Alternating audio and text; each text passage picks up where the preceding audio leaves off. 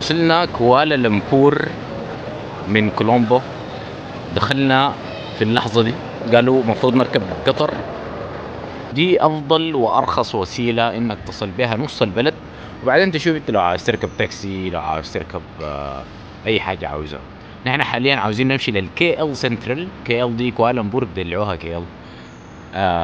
على أي حال نحن وصلنا، وأنا فوتت القطر السابق، فحاليا حنتظر لي حكاية بتاعت 20 دقيقة بيجي ولا 15 دقيقة. بيجي الساعة 6 و35 دقيقة. ويا بقول لكم أهلا وويلكم تو كوالالمبور ماليزيا.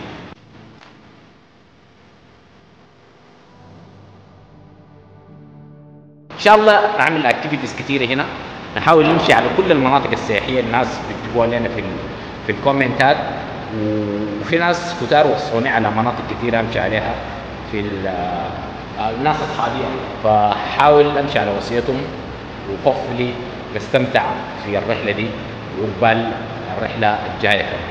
ترقبوا يا اخوان، نحن دي ما نهايتنا، دي الوجهة الثانية وعندنا وجهة ثالثة حنمشي لها، لقدام ان شاء الله عندنا وجهات كثيرة. على اي حال انا المفروض اشحن الكاميرا عشان ما اقطع، عندي 15 دقيقة اشحن فيها الكاميرا، اشوفكم بعد 15 دقيقة.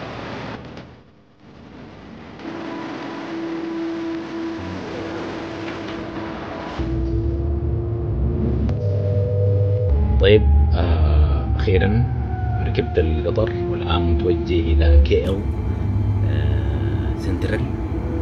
اعتقد بقولها كده. هسه دي ترمينال 2 او 1. انا نزلت في ترمينال 2. متوجهين للسنتر بتاع البلد. من هناك حنشوف فندقنا فياته مكان ما اعرف، فترقبوا معانا. القطر حياخد 30 دقيقة، نص ساعة، فنشوف في 30 دقيقة دي حيحصل شو. يا هسه في ناس راكبين معانا هنا في الباص القطر. انا متوتر يا اخوان، انا نسيت كيف بيعملوا فلوجات. ف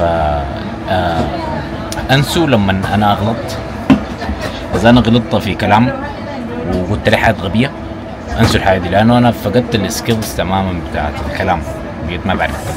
على اي حال انجوي.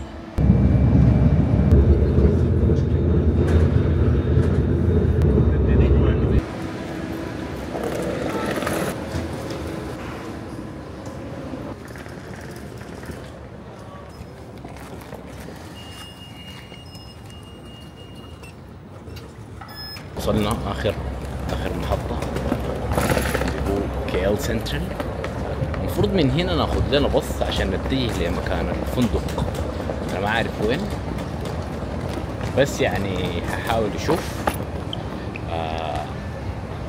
انا ماشي بالماب يا اخوان، جوجل ماب شغال بطريقة ظابطة.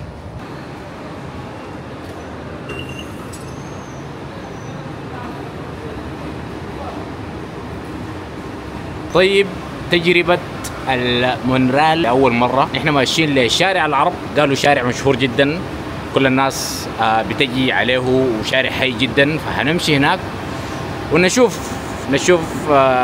قطعت تذكرة ب2.5 قروشهم. بعد ذاك أشوف اللي بيحصل شنو. فوتت الترين، فوتوا. طبعا انا ما اعرف، تقريبا ده المفروض يقفل، هذه المفروض تقفل في دبي، ما في الحاجز ده بيقفل. طيب نحن ماشيين غالبا هنا اير اسيا عاملين دعايه للموضوع، فنحن ماشيين اير اسيا بنتانج اللي هو MR6. اوكي، يعني كم محطه من هنا؟ مظبوط. اها عينه. نحن الان انا بديت افهم يا دوب. نحن في كي سنترال، يقول لك يو ار هير، يكون فيها باللون الاحمر. بعدين حنمشي 1 2 3 4 5 محطات حنصل مكاننا.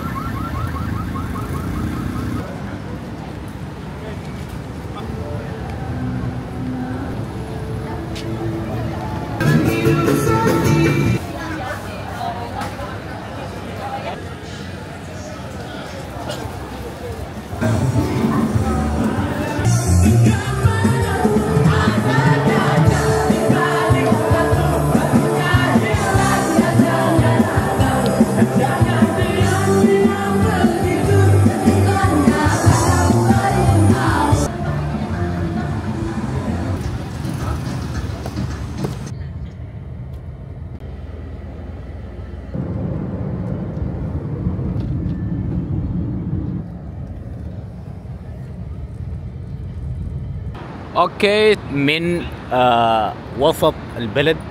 نحن الان جنب التوين تاورز. ححاول اصور لكم هنا بقدر الامكان، ثم ننطلق الى الاماكن الاخرى. اخواننا، التوين تاور نعم مشهورين جدا، بس انا البرجين ديل عجبوني اكتر، يعني من ناحيه ديزاين كده مع الشجر ومع الاشجار والحياة دي. البلد يا اخواننا جميله جدا، يعني حاجه كده تستاهل الواحد يقعد فيها اكتر من الايام اللي احنا قاعدين فيها. نحن اذا انتم عارفين قاعدين 5 ايام فقط في البلد دي. اليوم الاول ضاع لانه انا جيت الساعه قريبه 9 مساء، وصلت بلد دي وانا وصلت الهوتيل. صورت لكم فيديوهات زي ما شايفين امبارح، كانت بالليل. نتمنى انه تكونوا استمتعتوا ب المنطقة ديك. حتة جميلة جدا، وعاينوا التوين تاورز المشهورين. كل شخص بيجي على البلد دي لازم يصور لكم التوين تاورز. هذه هي المعالم البارزة في البلد دي. طيب ندخل جوا، نحاول نطلع فوق. قالوا في واحدة من المباني دي بتقدر تدخل فيها وتقدر تشوف المدينة كاملة منها. فنحاول نشوف المبنى ده وين وندخل ونشوف المدينة كاملة. زي ما قلت، ما فقط التوين تاور الجميل، وإنما البلد كلها مخضرة وجميلة جدا مقارنة بدبي. أنا عايش في دبي زي ما انتم عارفين. جمال والطبيعة بتاعت المنطقة يعني خرافية جدا. يعني أنا حدخل لكم على البارك ده عشان نشوف التوين تاور من مكان أبعد شوية. قالوا الباصات دي تقريبا بتاخدكم جولة حول المنطقة، بس ما متأكد. سمعت انها مجانية، فما متأكد انا. عنو الباص ستيشن عاملين فيها حاجة كده لذيذة. طيب حاول امشي لكم ابعد شوية كمان عشان تشوفوا المنطقة بطريقة جميلة. الناس كلها بتتصور. دي الثمنيل. ما عارف اعمل الثمنيل شنو، بس دي الثمنيل. انا يا اخوانا حخط المايك عشان تسمعوني بصورة افضل، عشان في جوطة كتير جنبي. طيب انا عملت سويتشين للمايك، غالبا كده تكونوا سامعيني بطريقة افضل. طيب هحاول اطلع لكم فوق في التوين تاور عشان نقدر نشوف المدينة كلها من فوق، وتعرفوا حس وتعرفوا المنظر بتاع كوالالمبور من فوق. اوكي، الان انا في طريقي عشان اصل منتصف الجسر او البريدج، فعاوز احاول امشي واشوف البلد من فوق. قال لي يمشي المنتصف، من المنتصف لف يميننا. طيب نحن شكله دخلنا. الان نحن داخل التوين تاورز، بس فاضل نشوف المدخل للتوب من وين. عاني يا اخواننا، حظنا الجميل مقفول يوم الاثنين، واليوم يوم الاثنين. رأيتوا نحن وحظنا، بس مكتوب انه يوم الاثنين مقفول. وانا عارف انه حظي يعني سيء جدا يعني. anyways نخش نسأل ونحن وحظنا، بس انا عارف حظي يعني I know.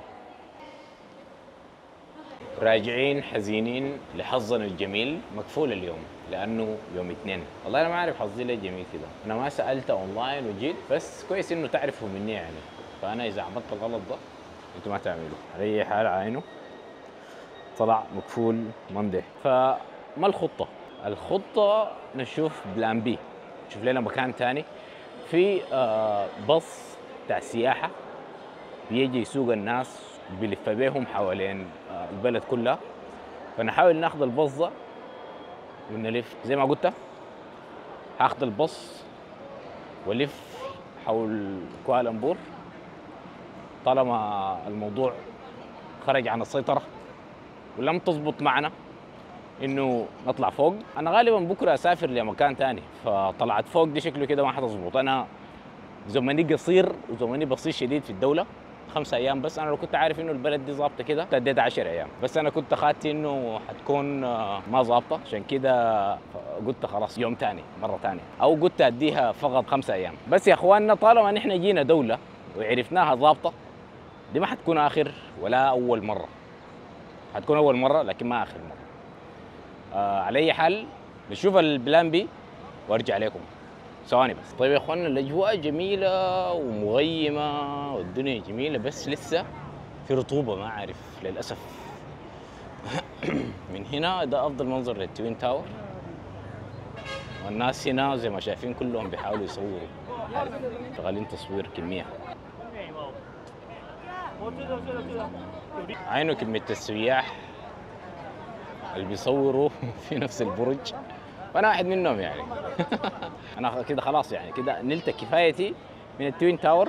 شفتوا جيت جنبه حاولت اطلع البريدج لم تظبطوا معنا، فنمشي للوجهه التاليه. ثانك يو.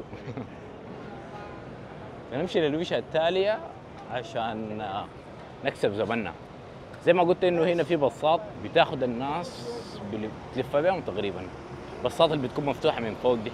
فانا حاخد البساط المفتوحه بتاعت التوريست. بعد ما اخلص منها حنمشي لنا السوق كده، عاوز اتبضع اشتري بعض الحاجات وحنهي اليوم على كده، او غالبا يعني نشوف اليوم حينتهي وين، ما معروف اليوم حيودينا وين. ممكن فجاه نطلع في مكان ثاني، يو نيفر نو. فخليكم مترقبين واستمتعوا. في حاله اشتقتوا لي بس تقول لي عليك الله بتظهر وشك كثير، انا داير احاول اقلل من ظهور وشي لانه وشي ما مهم، وانما الدوله الماشي عليها والماشي فيها او اللي انا فيها هي المهمه. وروني في الكومنتات اذا بتحبوا الفلوج يكون كده او بتحبوا الفلوج يكون كده.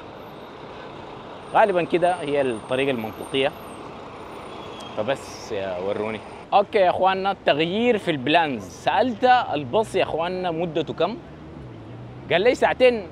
ساعتين يا اخواننا زمن طويل شديد، يعني انا ما ممكن اكون ساعتين قاعد صابيها في باص ويحوم بي، بس ما عارف والله رايكم شنو انتوا. ساعتين كاملات انا حكون قاعد في باص حايم حوالين كوالالمبور.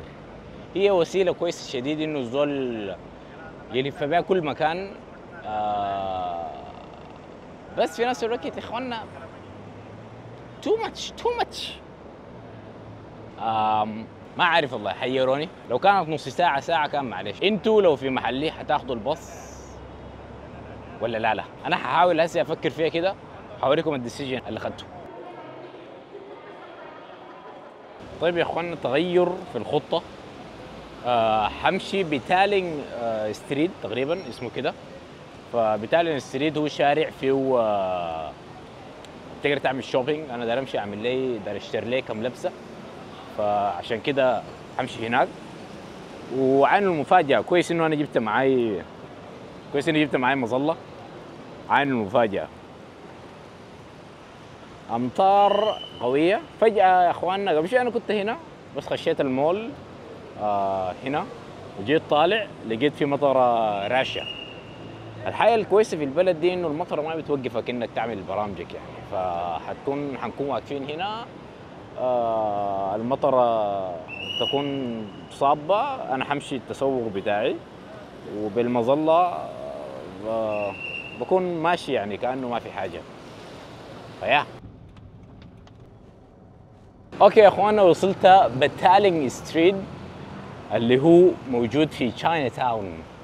أنا ما كنت أعرف إنه هو في تشاينا تاون إلا بعد ما ركبت مع بتاع التاكسي وهو تشاينيز، قام قال لي أيوه أنت قصدك تشاينا تاون. فزي ما شايفين الأكل هنا كله صيني، وفي نفس الوقت هو عرف إنه أنا مسلم، فقام قال لي إنه معظم الأكل الموجود هو ما حلال، فاعمل حسابك لأنه هم صينيين، والصينيين ما مسلمين زي ما نحن عارفين. الأكل هنا شكله عجيب جدا، عشان كده أنا ما أظن أحاول.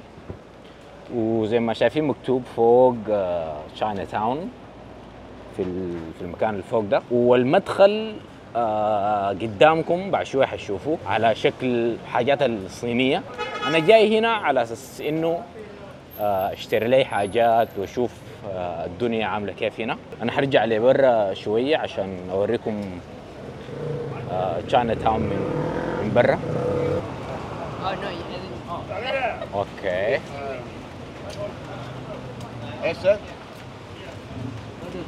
تمام.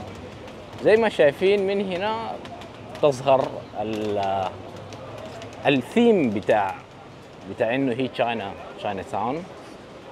حاجات صينية كمية وحاجات جزم ملابس وكده. انا جيت هنا عشان حاجة واحدة، اثناء ما انا راكب مع بتاعة التاكسي جراب الاول قالت لي تعال امشي تشاينا تاون اذا عاوز تعمل شوبينج لملابس وحاجه زي دي، فانا عاوز اشتري لي كذا حاجه عشان كده جيت تشاينا تاون. ثواني وارجع لكم. زي ما شايفين في جزم الصينيه، وجاي في ملابس، في شباطه. انا والله عاوز لي شبط، يا ما عندي شبط فما عارف.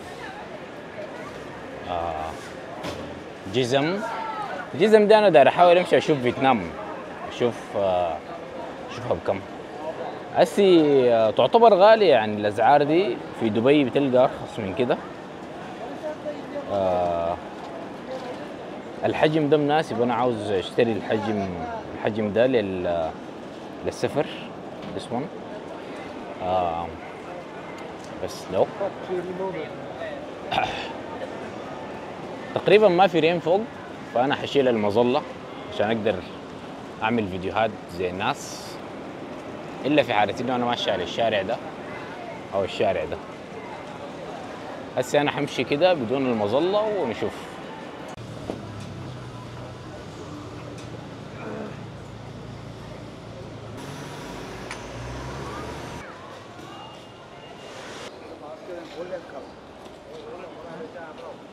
اعتقد انه that's the whole street، يعني من البدايه للنهايه. اوكي انا حمشي الشارع ده، ما مشيت بعجاي، حاسب انه برضه في حاجه بعجاي. دائما المحلات زي دي بيكونوا متفقين على الاسعار، وانت بتعرف يعني الافريج بيكون بتاع الحاجه في حدود كم. There is nothing soft. I need something soft. Something soft. Only this one. This one. Also like. Also this one. This one also soft. Latex. This one a bit hard. Yeah, it's very hard. This two. So this I buy from 10 dirham, 15 dirham. So it's like. I don't know in Malaysian ringgit. I'll I can give you the best price. 45, 45. I'll show you in. Exchange rate? Yeah. Let's say 15. 15. This is like expensive. Okay, 15. 15 dirham.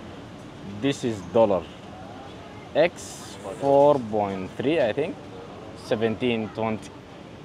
I can give you the best one. 30. 30 ringgit. Six. I will get 3 in Dubai. Thank you.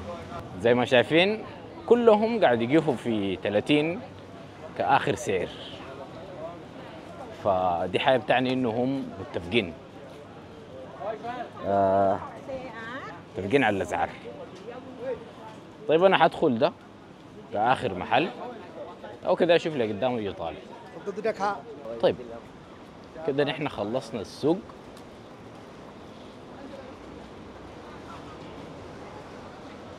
أعتقد إنه ده كل شيء. إذن الموضوع كله عبارة عن شارع أو شارعين فيهم الحاجات الصينية، شارع الصين. Excuse me, who is this؟ أقول له where is this guy؟ قلت له who is this؟ Hello. Do you have type C to type C؟ What? Type C cable؟ Type C cable ah? Yes. This one Type C cable ah? Type C؟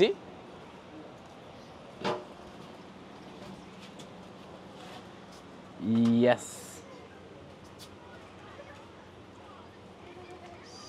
How much?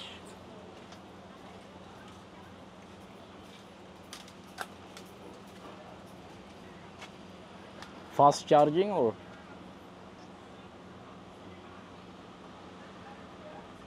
How much?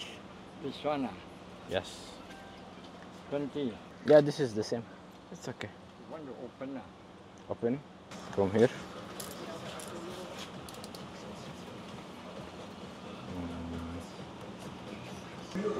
طيب انا محتاج تايب سي كيبل عشان اقدر اعمل باك اب للداتا في الجهاز بتاعي. ولقيت ديل لا بأس به يعني 20 قروشهم هنا اللي هو ما يعادل 17 16.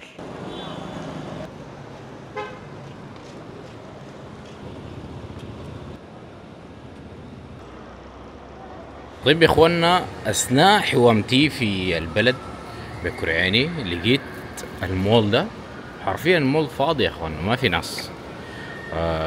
مول كبير جميل. الساعة يعني كم؟ الساعة 9 يعني زمان ما متأخر والمول فاضي تماما. انا ما اكلت من الصباح فقلت ادخل لي حاجة اكلها وياه، لكن يعني تحيرت انه المول فاضي تماما. زي ما شايفين يعني المول لا بأس به يعني، وفي 4 5 اشخاص بس متحركين استكشافي للمدينة. انا النوع اللي بحب شنو؟ اتمشى اثناء وحوالين المدينة، الحتات اللي ما بتمشيها الناس، الحتات اللوكي انا بحب اكون ماشي هناك واشوف الحاصل شنو. فمن هذا الموضوع في منظر جميل خلف الكواليس او خلف الشاشة للبرجين المشهورين اللي ما كنت اشوفه لو ما كنت بتحرك للحتات اللي ما بيمشوها الناس. فيا زي ما شايفين حتة ما في اي ناس.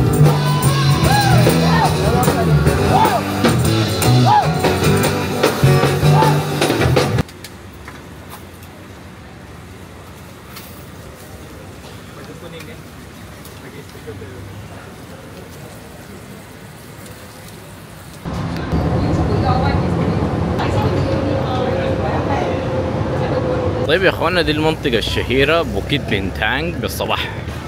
نحن جيناه امبارح. دائما بيكون هنا في الحتة دي في ميوزك، في ناس بيكون بيغنوا بتاع. هسه انا هجيب لكم فيديو 1 2 3.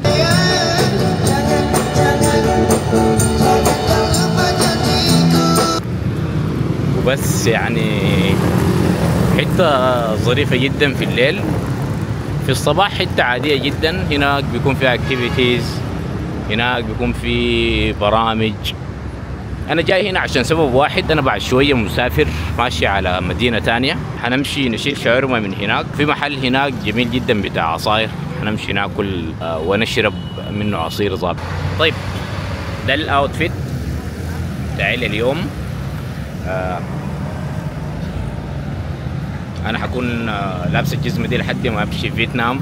في فيتنام هناك اقدر امشي اشوف الجزم، لانه معظم الجزم اللي بتمشي دبي وماليزيا وكده تلقوهم من فيتنام، فحنمشي هناك نشتري. هسه ما عارف المفروض نقطع كيف نقطع الشارع.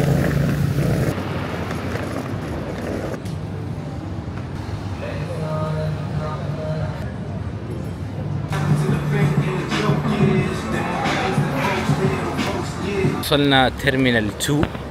اوكي، انا اخيرا طالع من كوالالمبور ماشي على لينكاوي. ذاكر بما يعادل $90 ذهاب واياب عشان هو طيران داخلي. ف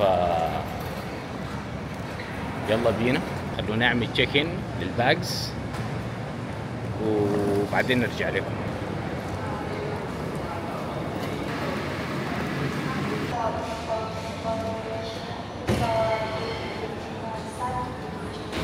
طيب يا اخوانا، زي ما شايفين العمليه بقت سهله بصوره يعني مخيفه عديل. بقينا ما بنحتاج ناس، بعد شويه كل الشغل هتبقى ذكاء اصطناعي والات. اوريكم انا عملت شنو. عملت البوردين باس براي، ومشيت عملت تشيك ان برضه براي، ومشيت عملت اديت الشنطه ووزنتها ودخلتها كل شيء براي. طيب هنا في اجهزه زي ما شايفين زي الاي تي ام.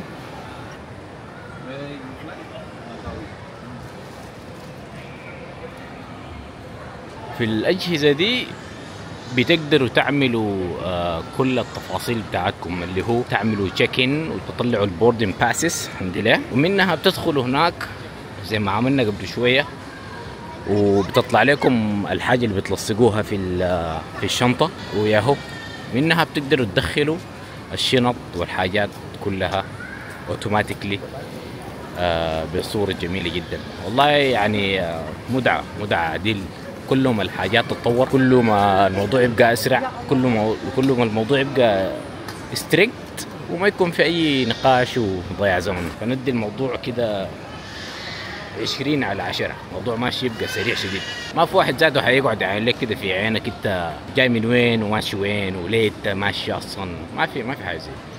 عشان كده الموضوع يعني لذيذ شديد. امشي اشوف الجيت بتاعتي وين واوريكم.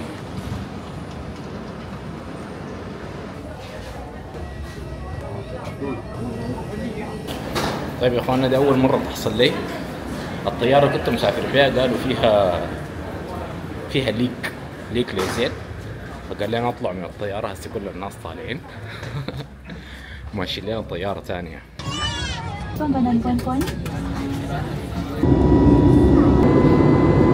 طيب وصلنا لينكاوي. ثواني، انا ما اعرف ده الشخص اللي عاوزني اللي انا عاوزه. لا. طيب وصلنا لينكاوي، وده المطار، مطار صغير شديد يا اخواننا. بتدخل بهناك، ما بتركب اي باص عشان تخش المطار، فقط تنزل برجلك وبتدخل.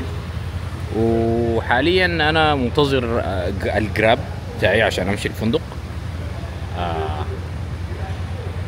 الجراب يا اخواننا رخيص جدا. اذا جيتوا اي دوله من دول اسيا دي لازم تنزلوا جراب ويتحركوا عن طريق جراب، لانه ارخص من معظم المواصلات. لو عايزين تأجروا تاكسي من برا حيكون اكتر من ضعف السعر.